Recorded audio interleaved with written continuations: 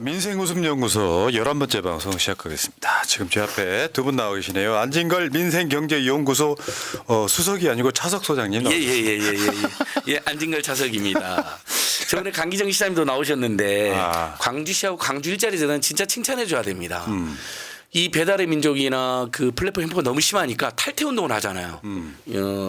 위메프나 그다음에 땡겨로 이렇게 갈아타기는데 이원종 배우님, 임세은 소장님도 추가로 캠페인으로 임명한다고 하는데 피켓이 먼저 왔더라고요. 그래서 저도 피켓 한번 그걸로 홍보 좀 해라. 예, 그러니까 계속 캠페인으로 일방적으로 임명을 하세요. 광주시하고 일자리 재단에서. 그러니까 위메프하고 땡큐는 엠마켓 들어가면 수수료가 있어. 2%밖에 안 돼요. 예.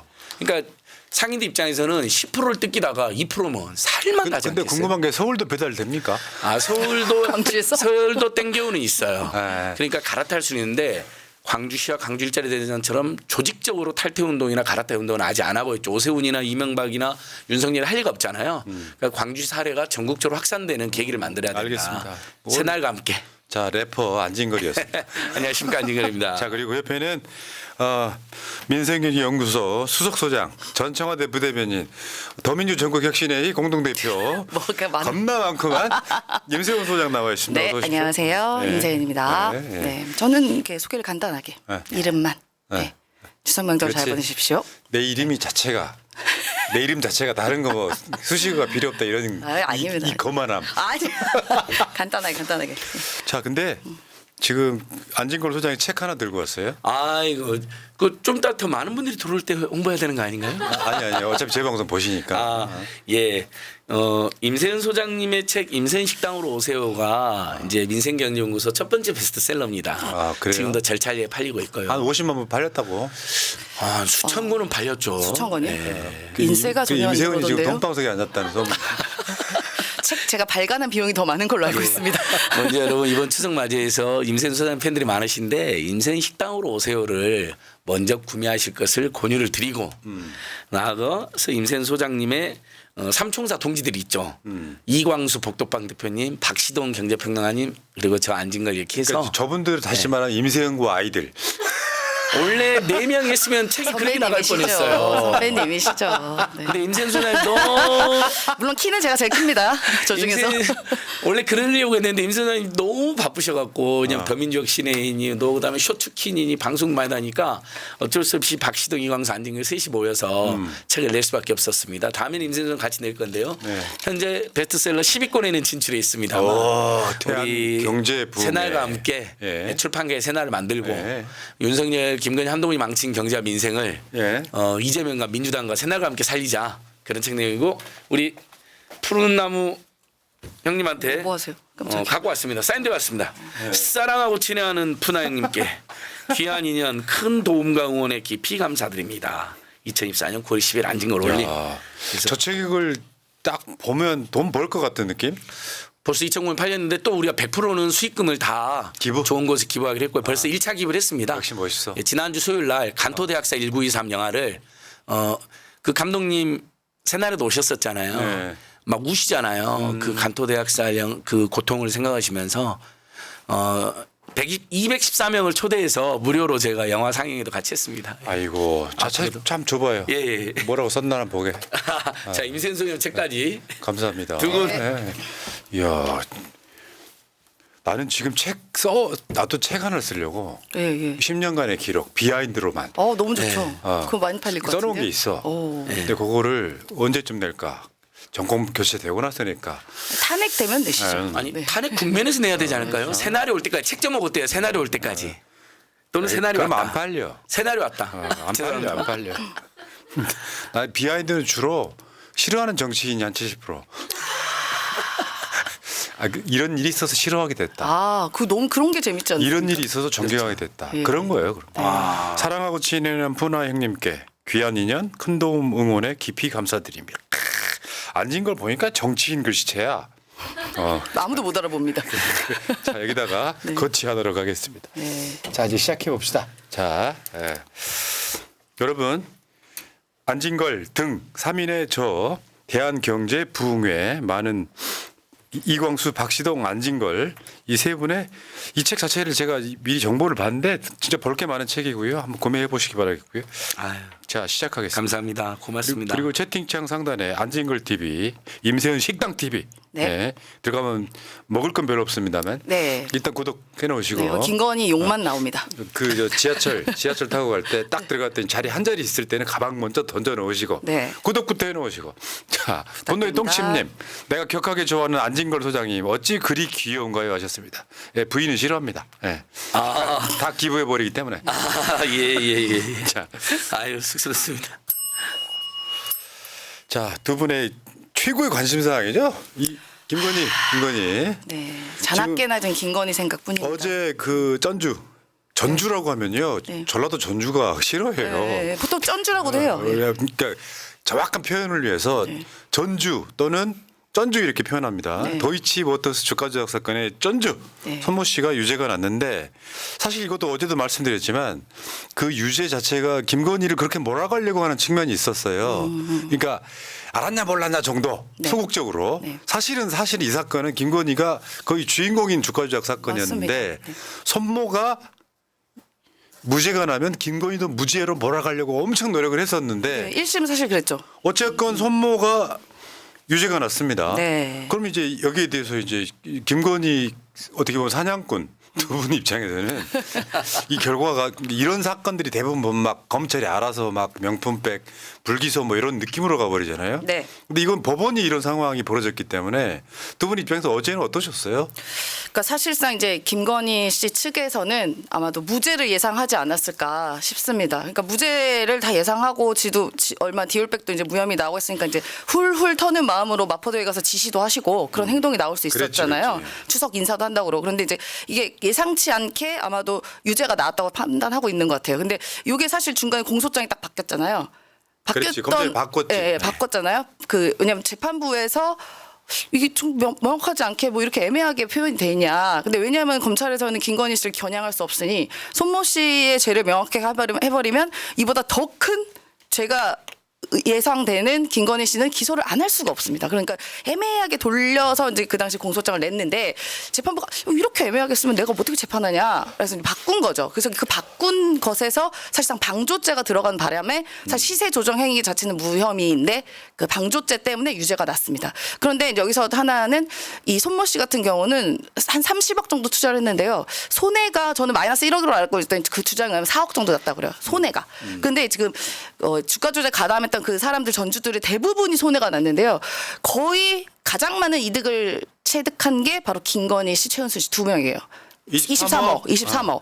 그런데 이제 사실 이 손모 씨 같은 경우는 실제로 김건희 씨, 최은순 씨가 했던 통정 매매, 이른바 짜고 치는 거래라고 하죠. 얼마 줄 테니까 얼른 받아. 뭐 이런 일은 없었어요. 그냥 그저 이분이야말로 그냥 그 계좌를 활용하게 놔둔 거죠. 그래서 방조죄가 된 건데 사실 김건희 씨 죄질이 훨씬 악랄합니다. 그리고 이득까지 받고. 그러니까 뭐 방조 정황이 아니라 방조라는 건 알고도 모른 척했다 이거잖아요. 네. 김건희는 주도했다고 보는 게 일단 주도. 맞고요. 네. 그러니까 그 프레임 속에 넣으려고 해서 최대한 보수적으로 수사를 했는데 네. 그 손모 씨가 유죄가 남으로써 네. 요거 이제 검찰 입장에서는 정말 뜨거운 돌 같은 거 아니에요. 네, 만질 네, 수도 없고 못 만지지도 않고. 네, 네. 그 지금 김건희 관련해 가지고 저 민생경제연구소 등에서 고소고발한 사건 굉장히 많죠. 아유, 저희는 뭐 기억 안 날 다행이죠. 정도입니다. 예. 우리 임세은 수석소장님 지시하에 기획하에 지시하에 김건희도 지시하는 수계. 수계. 윤석열, 김건희, 한동훈 일당 한 50건 정도 고발한 거 같아요. 50건이요? 누적되면. 네. 그냥 그게 억지로 그러니까 수사 안 하면 또 하고 이런 게 아니라 그때마다 밝혀지는 게 너무 많았어요. 그게 탄핵 사유네. 예, 그게 너무 탄핵 많아요. 사유예요. 네. 그게 이차 양명주의고, 지금 김건희 같은 경우는 뭐 학력 조작, 논문 조작, 경력 조작, 잔고 조작, 주가 조작, 도로 조작, 이게 전부 다 땅 조작. 예, 얼굴 조작, 얼굴 고발이 조작, 되어 인생 조작. 인생 조작. 이름 조작, 거기다 이름 최근에는 관저 이전까지 결혼 조작. 조작하고 관저 조작. 다 그래서 조작이야. 다 조작. 다 그게 고발 대상이고 추가로 제가 이번에 그 감사원이 봐주기 감사를 했잖아요. 그런데 수십 가지 적발했잖아요. 그 얘기 따로 있고. 이것은 따로 할 건데 그건 추가 제가 고발할 예정인데 예. 일단 임세훈 소장님께서 증권 전문가 잘 설명해 주셨는데 항소심 판결문을 우리 국민들이 요약해서 읽기 운동을 해야 될 것 같아요. 일단 판결문에 김건희가 87번 나오고요. 최은순이 33번 나오는데 1심 판결문에 비해서 두세 배가 더 언급이 많이 있습니다. 더 죄가 확실해진 거죠. 그리고 거래 주가 조작 거래가 40~50건이나 된다고 명시가 되어 있습니다. 그러니까 아예 김건희, 최은순이 기소가 안 됐으니까 지금 재판부가 유죄 선고를 못한 거지만 손모 씨는 방조죄로만도 지금 유죄 선고 나왔잖아요. 근데 김건희, 최은순은 주가 조작 공범에 만약에 주의적으로 주가 조작 공범이 애매해도 최소한 방조죄는 유죄가 나오는 거죠. 이제 그걸 주의적 기소, 예비적 기소라고 그러잖아요. 손모 씨도 둘 다 기소했는데 주가 조작 공범은 증거가 좀 부족하다 아쉽지만 그래서 무죄지만 이 사람이 알고 있었던 것 같다. 근데 그 알고 있었다는 것도 분명히 알고 있었던 거 아니에요. 미로 짐작했을 때 알았을 것 같다는 느낌만 있어도 방조 혐의가 가능하다라고 대법 판례를 설명을 해놨다 하더라고요. 예. 시민보 기자한테 제가 물어보니까요. 그러니까, 근데 김건희는 훨씬 많이 알았잖아요. 직접 뭐 본인이 그 증권사 직원들하고도 거의 주가 조작 알면서 대화한 내용들도 다 확인했기 때문에 기소만 하면 무조건 유죄입니다. 그러니까 매도하라고 주문했던 녹취까지 다 나와 있잖아요. 네, 엑셀표도 있습니다. 여기서 잠깐 네. 이것도 언론이니까 네. 우리도 언론이니까 취재 차원에서 네. 이 주인공에 대한 이 사건 판결에 대한 소감을 물어봐야 돼요. 전화 한번 합시다. 아니 왜? 우리 그렇지. 안 봐도 상관. 반론권은 드려야죠. 반론권. 우리는 그러면 이렇게 반론권 차원에서 전화를 하는데 그 전화를 드렸으나 받지 않았다까지 얘기할 수 있는 거예요. 그렇죠. 언론들 그렇게 하잖아요. 저는 근데 네. 제가 또 증권업에 있었던 사람으로서 굉장히 궁금하기도 물어봐요. 합니다. 네. 이 판결 어떻게 보셨냐고 한번 물어봐요. 네. 취재 차원에서 우리 명신 언니? 명신 언니 또 갑니다. 아니 추석 인사도 좀 드리고. 아 궁금해요. 자, 네. 자 언니. 자, 요 시간만 전화 되면 전화 받고 있습니다. 온다고요. 생방송으로 전화하고 요 있습니다. 시간만 전화해. 음악 안 바꾸시네. 제가 추석 인사 드리려고요. 네. 건강하시라고. 자, 전화를 드리고 있어요. 예. 또 문자가 올까요? 이따가 전화 드려도 될까요? 예. 제가 아니면 추석 인사로 문자를 보낼게요. 네. 네. 명신 언니, 네. 명신 언니. 선모 씨 지금 유죄 났던데. 제가 안녕하세요. 전 미래엔색 증권사 직원. 잠깐만, 전화 받으면 어떻게 할 건지 마음의 준비를 해. 나 떨리는데. 아니 애널리스트라는 이야기를 하면서 미래에서 자, 그러면 전화를 드렸으나 전화를 받지 않았다. 이렇게 끝내는 반론권이. 거고. 그 윤석열 전화는 살아 있어요. 예, 그래서 영부남한테 지금 전하고 있습니다. 영부남한테. 영부남은 주가 조작의 직접적 수혜자죠. 이분들이 23억을 벌었기 때문에 거기서 뭐 떡고물 몇 개는 얼마나 받지 않았겠습니까? 그럼 내 받은 걸로 한번 해보고 한번 이야기 통화 한번 해볼까? 그러니까요. 안 받아 전화를. 여보세요. 23억 중에 얼마 받았어요? 영부남. 나 잘 몰랐는데 참 어떤 새끼가 전화했어. 빨리 끊어.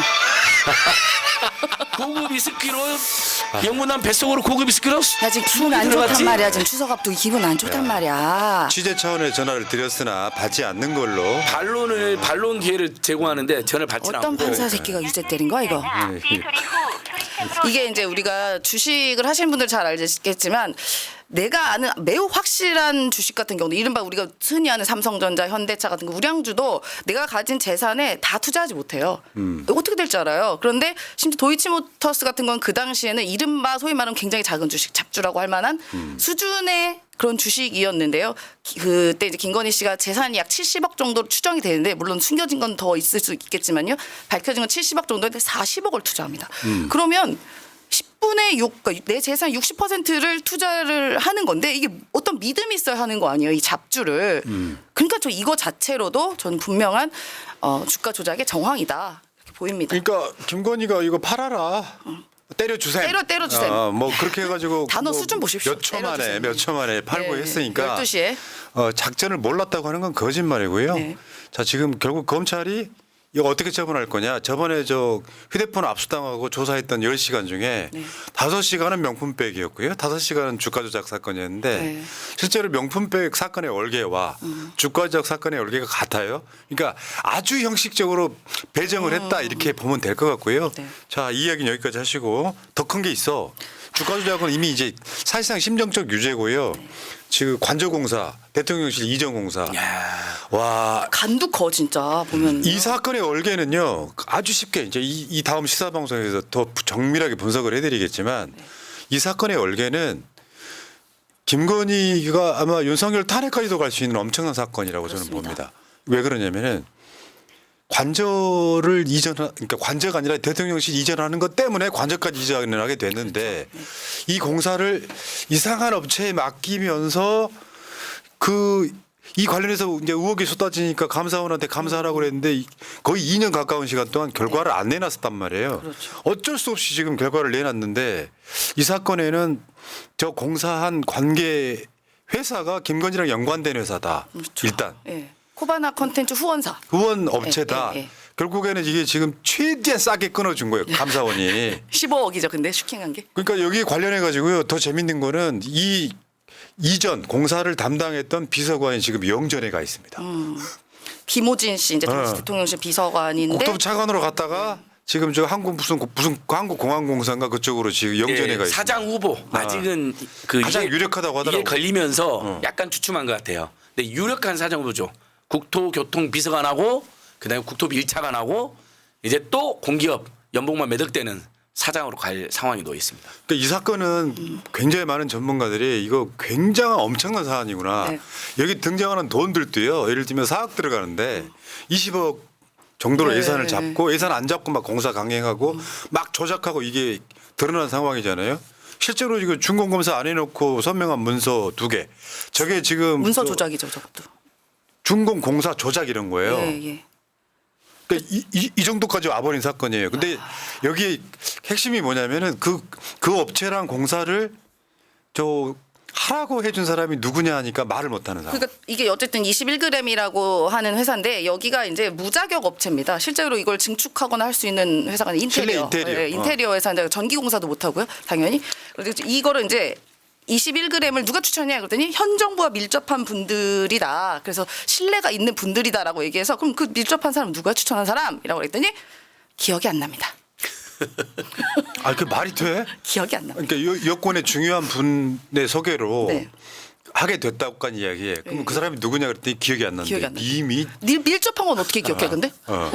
참나. 여권에 굉장히 그 중요하고 네. 신뢰할 만한 분이라고 하면은 신뢰를 바탕으로 해서 업체의 보안이 유지되는 분이다. 아, 보안 유지가 또 있군요. 여기서. 그러니까 이 네. 뒤에 배우에 김건희가 있는 건 거의 확실해 보여요. 왜? 그 공사 업체가 김건희랑 밀접한 관계인데 그렇죠. 네. 나는 계속 의심스러운 게 코바나 컨텐츠에 후원을 했기 때문에 이 사람들한테 뭘 준 게 아니라 어떻게 보면 여기도 이 사건 그러니까 16억을 이렇게 슈킹한 네. 이 사건에도 브로커가 등장하잖아요. 네. 근데 여기서 브로커는 누구일까? 이 사건 전체 브로커는 누구일까? 나 이게 되게 궁금한 거야. 맞아요. 근데 이제 어쨌든 이게 어쨌든 보도가 이제 엊그제부터 계속 나오기 시작했는데 근데 생각보다 크게는 안 나옵니다. 그런데 더 웃긴 거 대통령실의 반응이 특혜가 없었던 것으로 확인된다. 이 주가 누가 조작 사건도 확인했는데? 그렇잖아요. 응. 이 주가 조작 사건도 그때 윤석열도 대통령실도 똑같이 반응했어. 네. 혐의가 없는 것으로 뭐 판명이 났다 이렇게 네. 계속 거짓말하는. 뭐 야당의 뭐 근거 없는 주장이다 뭐 이렇게 바로 얘기가 나왔죠. 여기 이제 네. 그 양아치스러움인데 명절에 윤석을 지지하는 사람들한테 야야 김건희랑 관계 없는 것으로 드러났어라고 가짜 뉴스를 던져요. 네. 그리고 지들끼리 유통시켜요. 그러니까 같은 유튜브인데 경계선이 있어. 김건희 이 감사원 감사에 관계 없는 것으로 드러나라고 생각하는 사람. 그리고 국민 70% 이상은 여거 김건희네 네. 이렇게 되는 상황인 거예요. 그렇죠. 근데 아마 본인들은 그렇게 노린 것 같은데 감사원이 진짜 7번을 연기했지 않습니까? 이걸 감사 청구를 한 건 우리나라 감사 청구를 가장 많이 한 단체인 참여연대가 했어요. 굉장히 실력 있는 단체잖아요.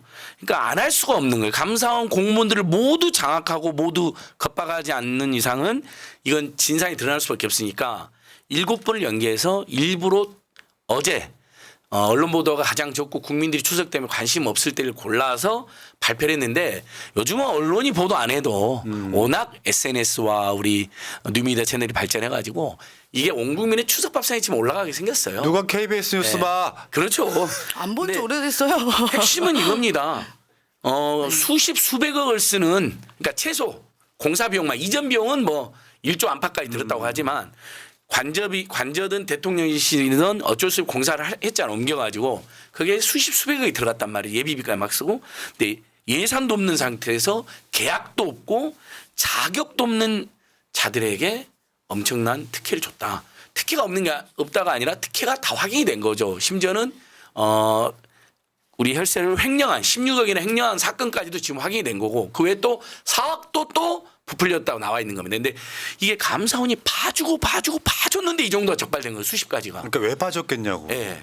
일반 경호처 직원이 비리가 아니라 뭔가 더 윗선 아니겠냐고. 그렇죠. 누가 봐도 그렇게 상식이죠.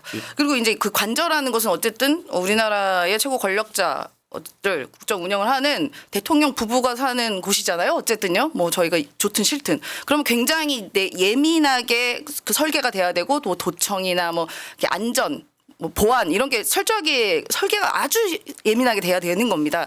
근데 도면도 없이 그냥 막 설계, 증축도 막 해 그냥 막 원래 날림으로. 도면이 있었는데 네. 그거를 없애버린 그렇죠. 거지. 왜냐하면 불법 증축을 숨겨야 되기 때문에 그래서 그 과정에서 사우나 이제 뭐 드레스룸 뭐 거기서 뭐 이제 정자까지 들여오고 하는 짓거리를 했죠. 네. 그러니까 왜 우리 초반에 대통령실 다누린 건설이 네, 네.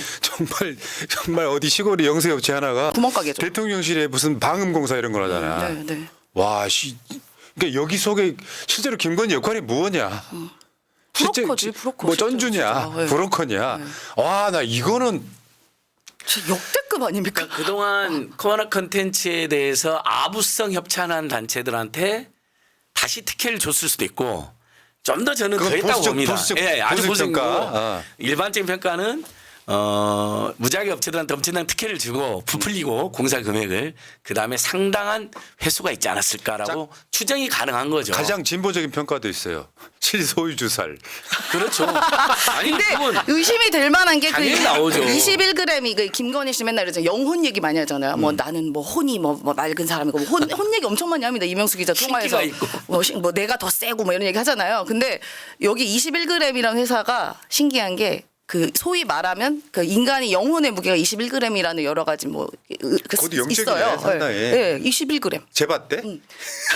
아니 그건 이제 설이 있어요. 그게. 예전에 이제 사람이 돌아가시고 나면 그 몸무게가 21g 정도가 바로 빠진대요. 그래서 영혼이 빠져나간 무게라고 이렇게 오늘 하는데 학자가 이제 그 얘기를 아니, 돌아가신 분을 몸무게를 재봤다고? 예. 이런 폐륜.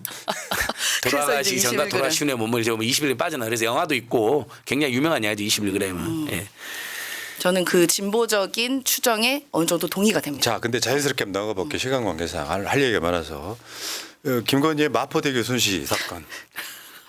아 진짜 그러니까 실제로는 이제 계획이었던 것 같아요. 무죄가 다 나오고 막. 무혐의를 대충 내놓고 이제 나는 아무런 문제 없어라고 이제 사실은 저거 이제 김여정 흉내라고 하거든요. 맞아요. 김정은 김여정 김여정 흉내라고 하거든요. 흰색 셔츠에 저거 하면서 지금 그러니까 저 사진 있잖아요. 네. 이 장면에 굉장히 많은 사람들이 분노했던 것 같아요. 그러니까 순시하면서 지시까지 하면서 저 뒤에 있는 경찰들에게 보고를 받는 장면이 네, 네. 다른 여러 가지 사진이 18장이나 있지만 가장 분노스러웠던 사진은 이거 아닌가 싶어요. 맞아요. 현장 지도, 순찰, 순시 딱 김정은과 김여정이 하는 짓 아니에요? 예. 아니 그리고 본인이 무슨 권한으로 지금 사실 공권력 아닙니까? 저분들 경찰분들 할 일 되게 많아요. 그런데 지금 자기가 왜 불러가지고 지시받고 듣고 뭐 자기가 이제 뭐 저와 정부는 앞으로 뭐 이렇게 하겠다? 아니 누가 정부인데 왜 저 따위 말을 하고 앉았죠? 그러니까 저 뭐 범죄 혐의를 갖고 있는 역대급 대통령 부인이 네. 억지로 그러니까 검찰하고 짜맞추게 해가지고 무혐의가 아직 확정된 것도 아닌데 좀 표현이 좀 거칩니다만 기어 나와가지고 맞아요. 자살 방지 어쩌고저쩌고 이것마저도요 지금 저 천공이 네. 자살 뭐 방지 캠페인을 해야 된다라는 이야기를 했던 거하고 또 공교롭게도 시기가 또 맞아요. 또 롯데호텔에서 왔다 갔다 하시더니만 아이고 좀 심하잖아. 심하죠. 사실 저는 경찰들도 매우 뭐 좀 본인식 자괴감이 느꼈을 것 같아요. 아니 저 지금 범죄 혐의자가 나와가지고 자기가 대통령 행세하는 게 얼마나 눈꼴 싫었겠습니까? 안 그래도 공무가 많은데. 그리고 사실 저 경찰 여러분들도 마음은 이랬을 거예요. 아이씨 여기 범인 있는데 잡아야 되는데 이런 생각은 안 하겠습니까?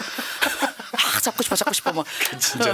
그렇죠. 현행범인데 그- 서울 양평 고속도로 조작에서부터 잔고 조작. 그 잔고 조작으로 기소되신 분이 첫 번째 법정 재판의 의견서가 그거예요. 잔고 조작은 김건희가 주도했는데 맞아요. 왜 저만 기소하세요? 최은순보다 김건희가 주범입니다라고 써놨거든요. 김건희 저 최측근이 그걸 도왔죠.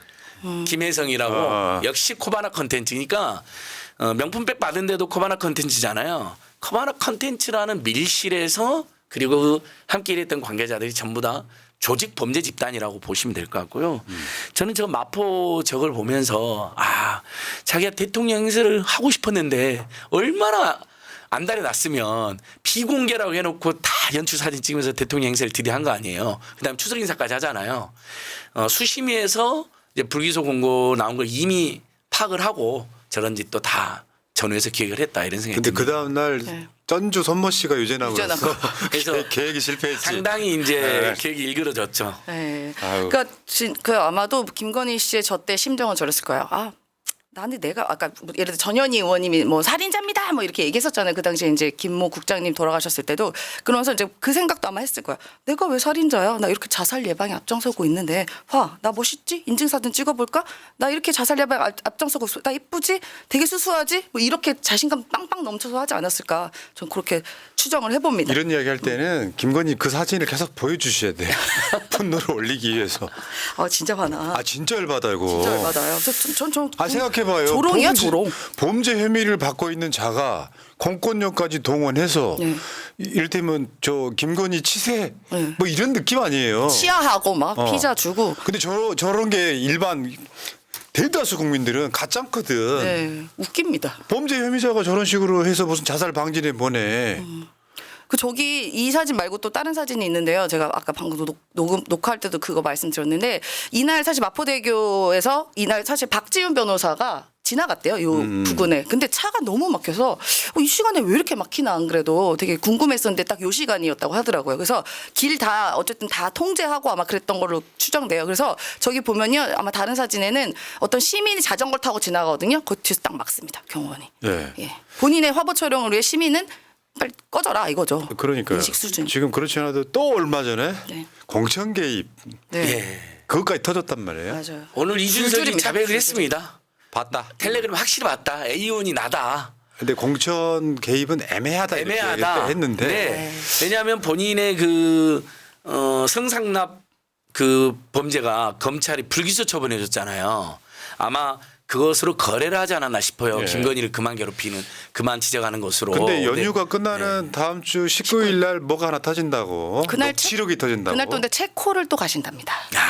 야, 그 체코 가는 날이기도 하지. 네. 겁나게 어마어마하고 막 근데 저는 좀 미리 예상해 보는데 19일 즈음에 뭐 하나 터져요. 네, 맞아요. 저쪽에서 또 던지는 거 하나 터집니다. 지금 딱 그런 분위기예요. 캡처가 아니라 실제로 목소리가 들어간 거다. 올해 지금 제가 봤을 때 추석 연휴가 더 걱정이거든요. 응급실도 추석 연휴 끝나고 더 걱정이고 네. 여성을 지지율도 마찬가지고 네. 뭔가 저쪽 나름대로는 조작 사건 하나 터집니다. 긴장들 하시고요. 그러니까 어쨌건 지금 추석 밥상에 문재인 뇌물을 올리려다가 네.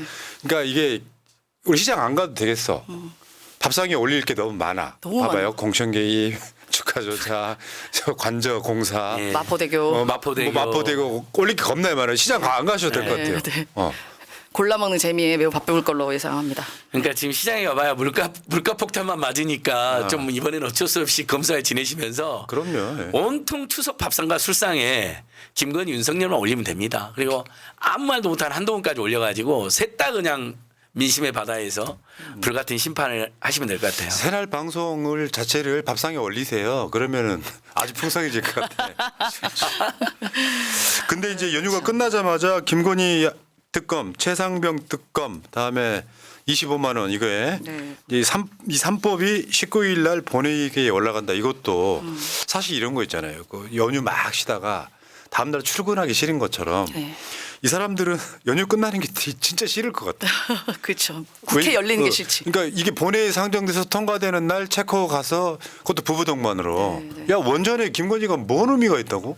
그 맨날 그렇게 그러니까 저희 그 문재인 대통령 시절에 물론 코로나 때문에 순방을 많이는 못 갔습니다만 갈 때도 여사님이 꼭 다 대동하진 않았어요. 대통령님은 얼른 가가지고 뭐 회담하고 얼른 오고 이런 게 많았습니다. 특히나 이제 단독으로 갈 때 다른 한 나라 갈 때는 보통 대통령님 혼자 가는 경우가 많았고 예를 들어서 한 번에 간 김에 이제 쫙 둘러볼 때는 여사님이 가서 이제 행사도 같이 하시고 이런 경우가 있었지만 매번 따라가면서 매번 가서 뭐 할 게 있습니까? 뭐 백 구경하러 가요? 또 체코에?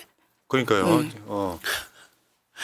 체코에도 그런 저기 명품 매장 유명한 데 있나요? 멀티샵이 있나 보죠. 모르지. 아마 프라를 가고 싶겠죠. 그래서 프라하의 예, 밤. 네. 프라 가봤어? 가봤습니다. 영화만 봤죠. 프라 가봤대. 소설만 가봤습니다. 프라 읽었죠. 어때요? 프라 되게 낭만적이에요, 명품 진짜로. 편집샵 와. 있어요? 있죠, 진짜 근데 있죠. 좋은 데 많이 있어요. 오. 예, 예, 예. 프라하가 어쨌든 제일 큰 도시니까 거기서. 네. 야. 쫙그 도나우 강에 딱 성 보이고 엄청 예쁩니다. 여러분 그런 걸 확실히 알아두셔야 돼요. 대통령이 순방을 하면은 외교 행랑을 통해서 쉽게 표현하면 검은색대 거치지 않고 들어오는 물건들 많아요. 맞습니다. 예. 네. 에이씨. 프라 못 가봤네요. 저희는 프라의 봄 그 소설과 영화 참을 수 없는 존재의 가벼움 그것만 봤네요. 근데 참을 수 없는 존재의 가벼움 하면 또 한동훈과 김건희가 생각나잖아요. 우리 저 정권 교체하고 한번 가는 걸로 단체로. 아 프라. 아 좋습니다. 네, 너무 좋습니다. 예. 어디 비행기 표는 어떻게 새날에서 제공. 뭐 끊어줄게. 네. 정권 교체만 되면 뭘 못하겠어.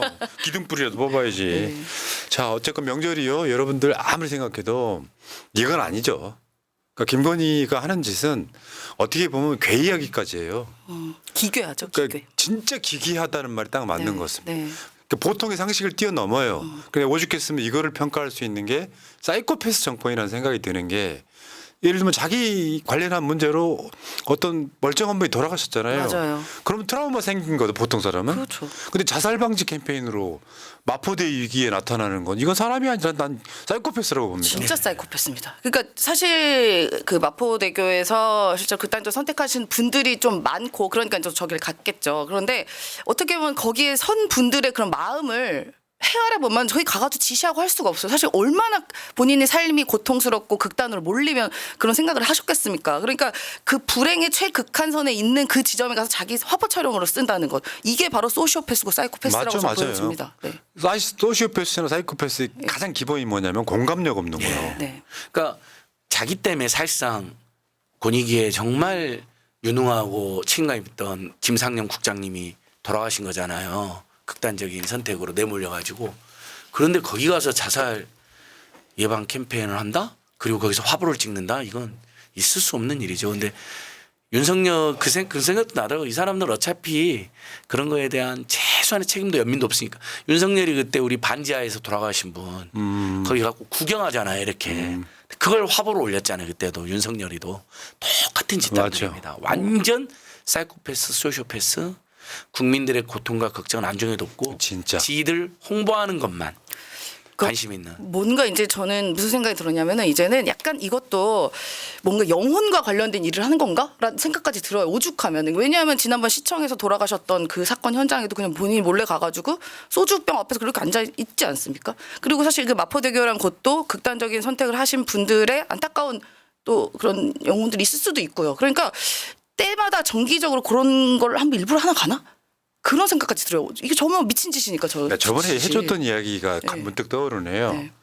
그 한강대교 근처에 가면은 그 강변을 걷는 길이 있잖아요. 네, 네. 네, 네. 그때 제가 실제로 어떤 그 영적인 걸 영접했던 사건이 있었어요. 한 2, 30년 전에. 말씀하신 것 같아요. 네. 근데 거기가 어떤 자리냐면은 한강대교 근처가 한강철교랑 가깝잖아요.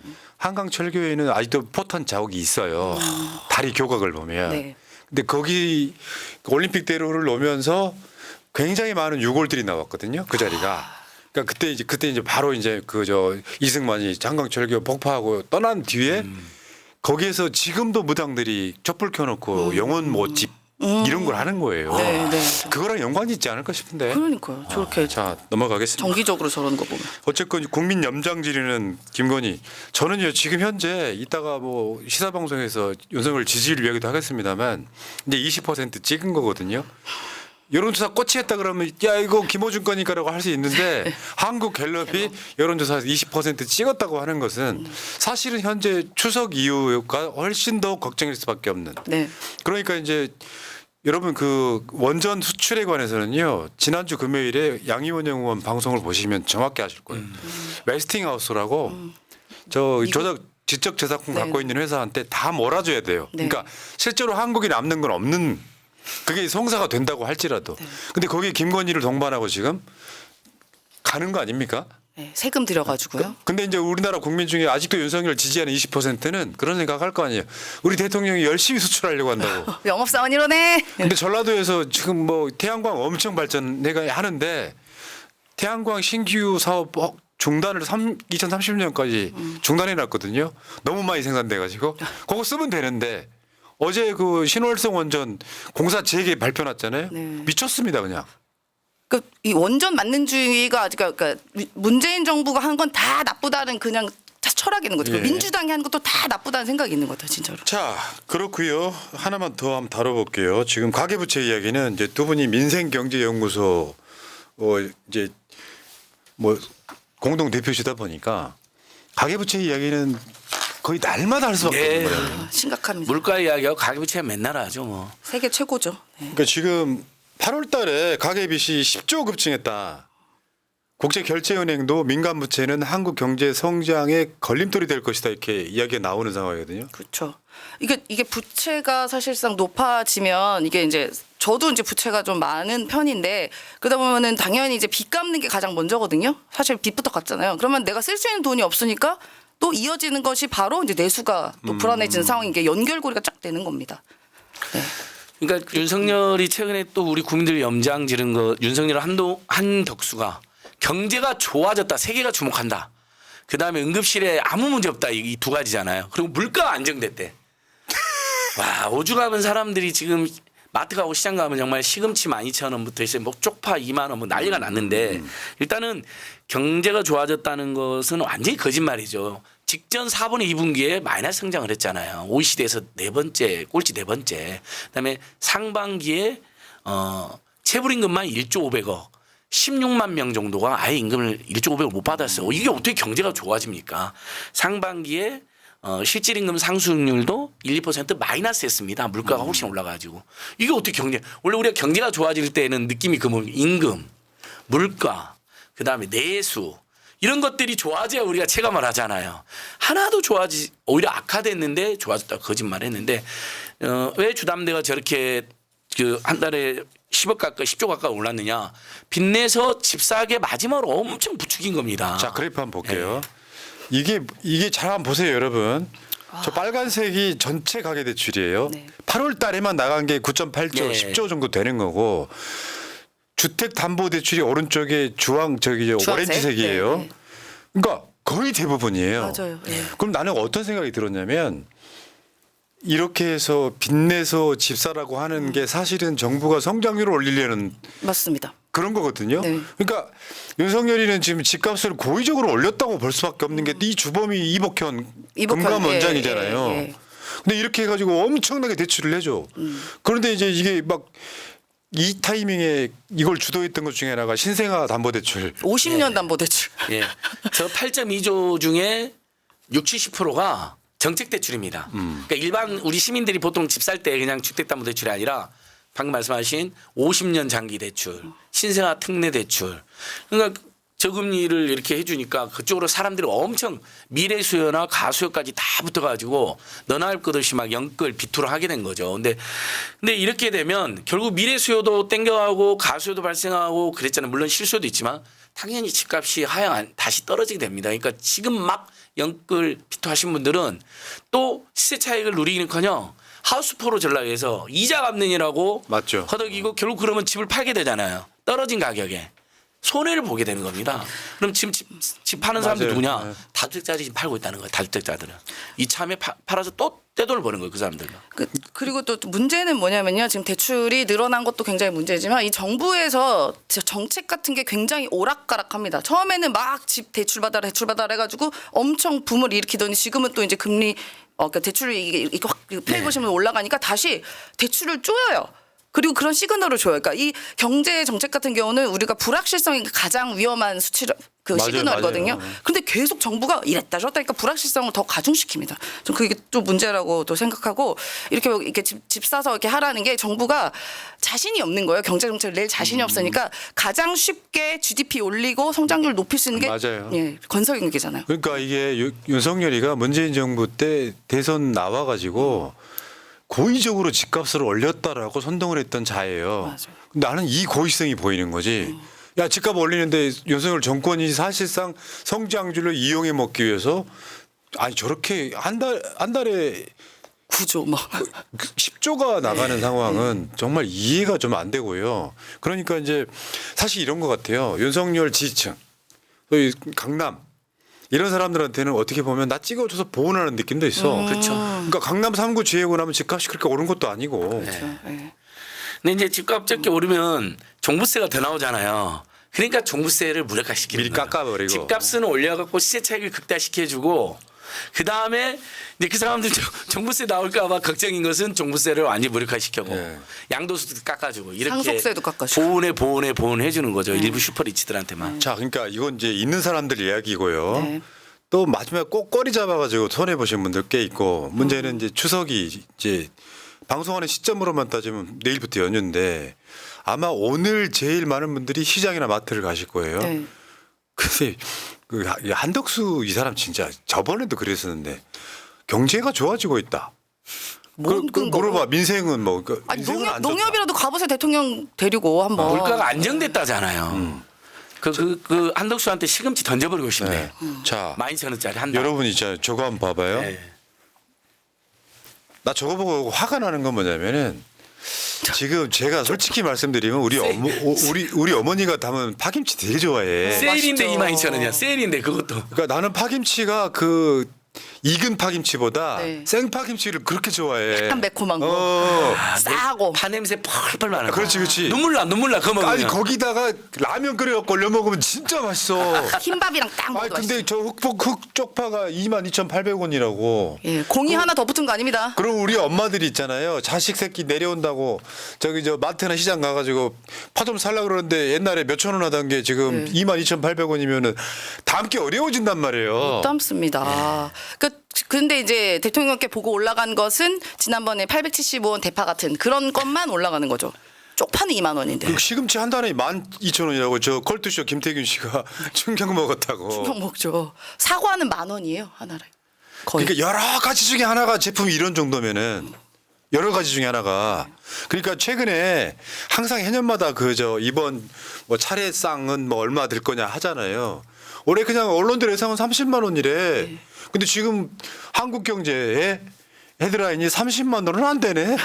이렇게 되는 거죠. 택도 없어요. 예. 저희도 차례를 지내는데 거의 한 50만 원 든다 생각하면 됩니다. 평소랑 똑같이 하려면요. 아유, 그러니까 제사상만 들어가냐고요. 그렇죠. 이 비용이. 그러니까 저게 40만 원이라고 나왔잖아요. 여러분 물론 대형마트보다는 전통시장에서 하니까 전통시장에 가시면 조금 더 저렴하게 할 수 있습니다만 차례 비용만 30-40만 원이고 온 가족 모이면 우리 4박 5일 동안 이것저것 많이 드시잖아요. 외식도 한번 하고 그러면 실제는 100만 원 더 드는 거죠. 안팎으로. 네. 최소한. 명절에 근데 시금치 나물을 하잖아. 아유 잡채에 시금치 안 넣으면 맛이 없어요. 김밥하고 김밥에 시금치 안 근데 넣으면. 정부에서 얼마 전에 뭐라 그랬냐면 대신에 열무 드세요. 그러니까 말이 앙뚜아네트냐고. 빵 없으니까 케이크 먹으라는 건 뭐가 달라. 잡채에 열무 넣어 먹어라 이놈들아. 니들이 넣어 먹어라 이렇게 말해주고 싶네. 아유, 진짜 이거 열무가 표안 보겠습니다. 9월 11일 기준 농수산물 중도소매 가격 상승률 배추가 102% 2배 올랐다는 거고요. 김치도 못 먹습니다. 시금치, 무, 김, 갈치, 애호박, 오징어 와, 이런 건데 다 내가 좋아하는 문제는 뭐 여름을 지나고 났으니까 오를 수는 있는데 정부나 국무총리나 대통령은 전혀 관심 없다는 거야. 물가가 안정돼 있대잖아요. 물론 한국은행에 나와 있는 물가 그 기준 그 표에서는 퍼센트는 2.8 이렇게 나와서 2%대니까 안정이라고 얘기하는데 실제로 우리가 하는 체감 물가가 저렇게 폭등했는데 한간 소리 나고 앉았죠 진짜. 저번에 뭐 제가 계속 말씀드립니다만 그런 물가가 있고 여러 물가가 있는데 네. 공산품 가격은 안 오르니까 이걸 다 합쳐가지고 물가스로는 굉장히 뭐 안 오른 것 같다고 이야기하지만 실제로 날마다 사 먹는 것들은 뭐 저 물가 상승률을 좀 조금만 좀 뭐랄까 악의적으로 해석하면 한 50% 올라간 느낌. 50%도 올랐죠 예. 실제로. 예. 생활 물가 지수는 우리 국민 느낌에는 50% 한박 올랐죠. 50 또는 뭐 2배 올랐다고 생각할 수도 있고.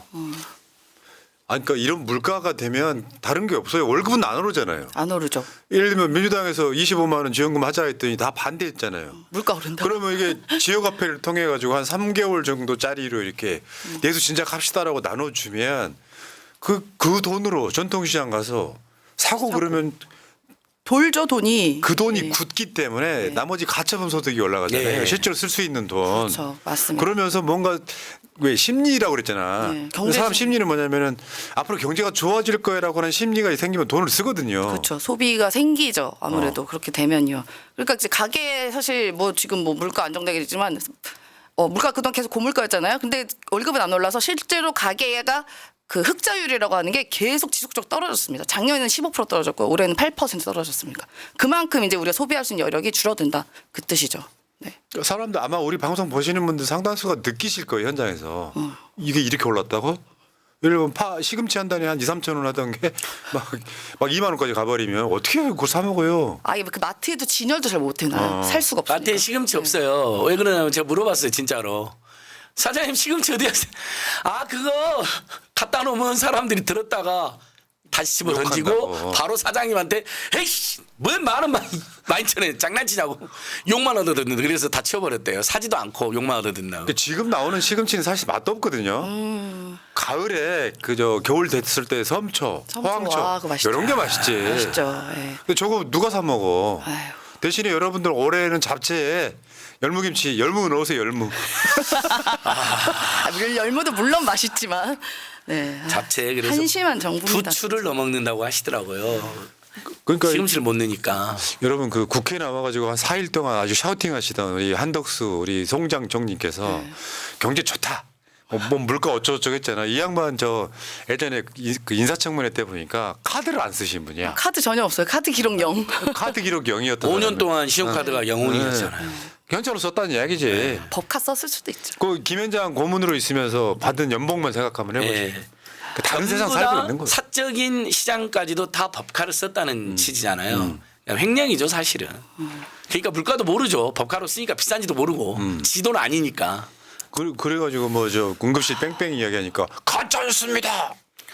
아니 가봤어. 아니 그러니까 대통령 말대로 좀 가보세요 현장. 그리고 의사분들이 얘기하지 않습니까? 너무 의료 현장 어렵고 본인들도 그만두고 싶다고. 얼마 전에도 이제 의사분들 그 영업에 그 진료 안 하신 분들 조사했잖아요. 검찰이 불러서요. 전 그 되게 인상적이었던 게 그 전공이 그러니까 마취과 전공인데 딱 되게 담담하게 얘기하더라고요. 이 정부가 무슨 책임 있고 우리를 그 나쁜 악마화하고 무슨 돈에 미친 사람도 취급하는 게 너무 기분 나빠. 안 돌아갈 거다. 나는 마취과인데 나는 소아 전공 소아 마취를 하려고 했었다. 그런데 지금 꿈을 접었습니다라고 했습니다. 심지어 소아과도 줄어드는데 소아 마취 의사까지 없어지면 어떡할 거예요 아이들은요. 지금 오늘 또 저 의사 선생님 한 분 또 불러다 조사하던데 뭐 10시간 넘게 조져버린대요 지금 의사 선생님들을. 근데 그 이야기는 이따가 따로 바로 네. 다음에 시사방송에서 할 텐데 그러니까 그런 거예요. 물가를 정부가 다 막는 것도 힘들어요. 어떨 땐 나쁠 수도 있어요. 그렇죠. 근데 이자들은 있잖아. 아무 문제 없어. 그건 정반대로 말하면 나쁘다는 걸 알고 있는 거예요. 근데 야당이나 언론에서 좀 과대평가하는 것 같으니까 아무 문제 없다고 이야기를 하면 결국 밑에 있는 실무자들은 아무 문제 없는 게 돼버리고 아무 문제 없어야 되죠. 그러니까 그런 식으로 덮어버리면서 현실은 직시하지 않으니까 우리가 체감하는 물가를 경험하는 국민들 입장에서는 저 새끼들 비치 새끼 아니야. 네. 아니 왜 진짜 응급실 뺑뺑이 돌아본 사람들 입장에서는 뭐 아무 문제 없다 그러면 화가 나지 않습니까? 그러니까 완전히 딴 세상에 살고 있는 이제 대통령, 국무총리, 뭐 장관 이런 사람들이 나라 망치고 있다 이렇게 보시면 될 것 같습니다. 야 명절 근데 자 두 분은 어디 가세요? 저는 저기 어머니 아버지 아프셔가지고 제 고향이 한반도인데 한반도 전역을 좀 다니고 싶지만 고향에 하루 정도 갔다 오려고 합니다. 하루 정도. 네. 우리 차표는 없어가지고 하루만 임세훈 소장은요? 저는 이제 내일 현충원 가서 이제 할머니 할아버지 이렇게 또 야 현충원 후손. 야, 국가유공자. 국가유공자. 네, 가서 이제- 친일파 아니시죠? 아니에요. 한국 정부인데 할아버님 돌아가신데 진짜 정말 정통 보수죠. 네, 완전 보수. 정통 보수고 백선엽 생각하니까 정말 애국자이시고. 파묘. 유공자가 되기는 하는데 6.25 때 유공자인데 친일했던 사람들이 너무 많았고 한번 확인한 차원에서 친일 아유, 아니죠. 전혀 그렇지 않습니다. 어. 친일을 증오합니다. 네. 그리고 저도 가족과 또 멀리 가면 또 괜히 뭐 이래저래 뭐 병원도 못 가는데 그럴까 좀 조용히 있으려고 하고 있습니다. 그러니까 이번 추석에 다들 힘드시겠지만 간토대학사 1923 영화를 혹시 영화관이 가까운 데 있으면 꼭 보셨으면 하고요. 정말 1,000만 명이 봐야 될 영화더라고요. 그렇죠? 서울의 봄 파묘에서 서울의 봄과 파묘가 파소를 보면 파며 못지않은 영화거든요. 간토대학생 1923 그리고 대한경제 붕해를 탁 보시면 어떨까? 그러네요. 임센 식당으로 오세요. 그래 이제 여름 휴가 때 읽는 책으로 이제 가을 연휴에 읽는 책으로 대한 경제 부흥회 예. 임세훈 식당으로 오세요 이 두 권 읽으면 딱 좋겠습니다. 윤석열 안 읽겠지만 그럼요. 그동안 새날에서 이야기했던 경제 민생에 대한 지적이 저 대한경제 붕해 책에 다 압축되어 있습니다. 네, 상당히 알겠습니다. 차라리 낫더라고 우리 새날하고. 자 여러분 두 분 고생하셨고요. 추석 네. 잘 보내시고 네. 자 연휴 끝나고 뵙겠습니다. 네, 고맙습니다. 명절 잘 보내시고 병원 가지 마십시오. 고맙습니다. 예, 추석 명절 잘 보내십시오. 자 유계숙님 감사드리고요. 선수 교체하겠습니다. 선수 교체.